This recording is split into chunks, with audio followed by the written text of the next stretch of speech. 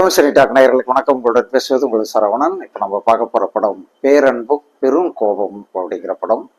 இந்த படத்தில் ஒளிப்பதிவாளர் இயக்குனருமான தக்கர் பச்சானின் மகன் விஜித் பச்சான் ஹீரோவாக நடிச்சிருக்காரு.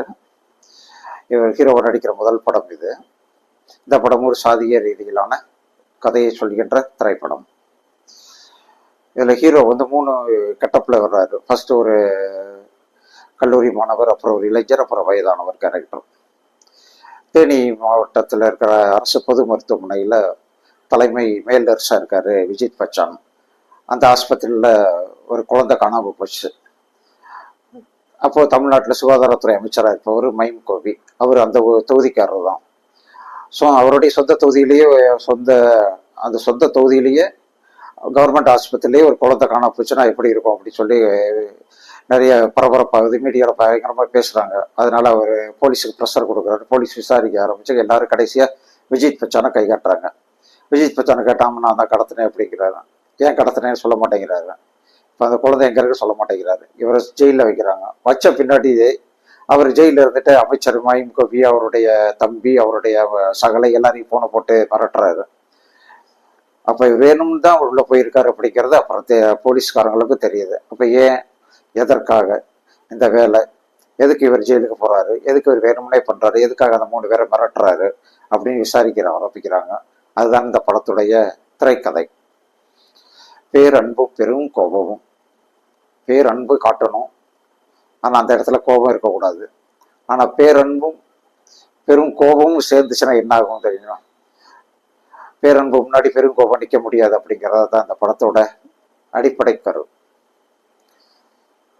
விஜித் பச்சான் ஒரு சிறந்த நடிகர் தான், நல்லா தான் நடிச்சிருக்காரு அந்த படத்தில். அவருடைய கேரக்டருக்கும் அவருடைய உருவத்திற்கும் பொருத்தமான ஒரு கதை தான் அந்த கேரக்டர் தான் அவர் பண்ணியிருக்காரு. ஃபர்ஸ்ட்டு காலேஜ் ஸ்டூடெண்ட்டாக வர்றாரு. அப்புறம் அந்த மாகியில், பாண்டிச்சேரி பக்கத்தில் மாகி பகுதியில் தான் கல்லூரி காலத்தை படமாக்கியிருக்காங்க. அதில் அந்த காதல், ஒரு பொண்ணு கூட வந்து அவருக்கு ஒரு காதல், அந்த காதலை எதிராக ஊருக்கே கூட்டு வர்றாரு அந்த பொண்ணை. அவங்க ஊர் எப்படின்னா பயங்கரமான சாதி வெறி பிடிச்சவங்க இருக்கிற ஊர். யாராவது ஒரு ஜாதி விட்டு ஜாதியை கல்யாணம் பண்ணிட்டா அந்த எதிர் ஜாதிக்கார பையனை கொலை பண்ணிடுறாங்க. இன்னும் அந்த பொண்ணை என்ன பண்ணாங்க, பொண்ணுக்கு விஷத்தை கொடுத்து அந்த பொண்ணை மைண்டை சேஞ்ச் ஆக்கி பைத்தியமாக்கிடுறாங்க. இப்படி அந்த ஊரில் நிறைய பைத்தியங்களும் தெரிகிறாங்க. அவ்வளவு ஜாதிய கட்டுப்பாடு உள்ள இடத்துல கேரளாவில் இருந்து, பாண்டிச்சேரியிலேருந்து ஒரு பொண்ணை ஒரு கூப்பிட்டு வர்றார். ஹீரோ கூப்பிட்டு வர்றார் வீட்டுக்கு. அதை பார்த்து அவங்க அம்மாவுக்கு பயங்கர கோபம். அவங்க அம்மாவுக்கு ஒன்றுமே சொல்ல முடியல. ஆனாலும் அந்த பொண்ணோட ஜாதி என்னன்னு கடைசியாக தெரிஞ்சுக்கிட்டு இந்த பொண்ணையை கொலை பண்ணுறாங்க. அதுக்கப்புறம் விஜித் பச்சான் மனசு மாறி அவர் பைத்தியம் மாதிரி ஆகி இவங்களை எப்படியாவது பழி வாங்கணும்டா துடிக்கிறாப்புல.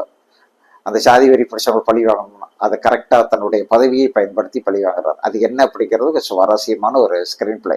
நிச்சயமா வேற எந்த படத்துலையும் இது மாதிரி யாருமே யோசிக்கல. இந்த படத்துல தான் ஃபர்ஸ்ட் சொல்லியிருக்காங்க.